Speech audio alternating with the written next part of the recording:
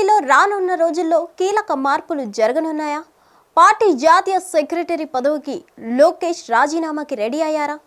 Deputy CM పదవిపై దృష్టి పెట్టడమే ఇందుకు రీజనా? పార్టీ గురించి రాజకీయ వర్గాల్లో ఎలాంటి చర్చ జరగనుంది?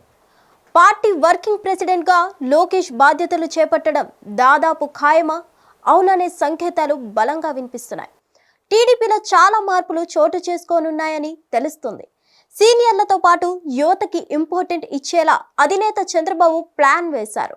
ఇందుకు సంబంధించి మనసులోని మాట బయటపెట్టారు పార్టీ జాతీయ కార్యదర్శి మంత్రి నారా లోకేష్.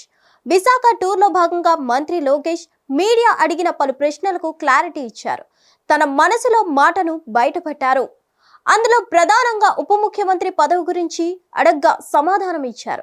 లోకేష్ కు డిప్యూటీ సీఎం పదవి ఇవ్వాల్సిందేనంటూ పార్టీ నేతల నుంచి వస్తున్న స్పందనపై పరిస్థితి గమనించిన హైకమాండ్ వీటిపై ఎవరూ మాట్లాడకూడదని నేతలకు ఆదేశాలు జారీ చేసింది. సీఎం చంద్రబాబు ఏ పదవి అప్పగించినా తాను కష్టపడి పనిచేస్తానన్నారు. ముఖ్యంగా పార్టీని బలోపేతానికి తాను చేయాల్సిన పనులు చేస్తానన్నారు. పార్టీకి ఏ విధంగానూ చెడ్డ పేరు తీసుకొచ్చే పనులు చేయనని తేల్చి చెప్పేశారు లోకేష్. పార్టీ అప్పగించిన ప్రతి పని చేయడానికి కృషి చేస్తానని తెలిపారు. ఇదే క్రమంలో ఇంకో మాట కూడా చెప్పారు. కొత్త కమిటీలపై పొలిట్ బ్యూరోలో చర్చిస్తామన్నారు. ఒక వ్యక్తి ఒక పదవిలో 3 సార్లు కంటే ఎక్కువ ఉండకూడదని తన వ్యక్తిగత అభిప్రాయంగా వెల్లడించారు. ఇది పార్టీ నిర్ణయం కాదని తేల్చేశారు. తాను ఇప్పటికే 3 సార్లు నేషనల్ జనరల్ సెక్రటరీలో కొనసాగానని ఆ పదవి నుంచి తప్పుకోవాలని అనుకుంటున్నట్లు తెలిపారు మంత్రి లోకేష్. ఈ లెక్కన వర్కింగ్ ప్రెసిడెంట్ పదవి దాదాపు ఖాయమన్నది ఆ పార్టీ నేతల మాట. పార్టీ జాతీయ కార్యదర్శి పదవి నుంచి తప్పుకుంటే ఆ పదవి ఎవరికనేది పార్టీలో ఆసక్తికరమైన చర్చ జరుగుతోంది.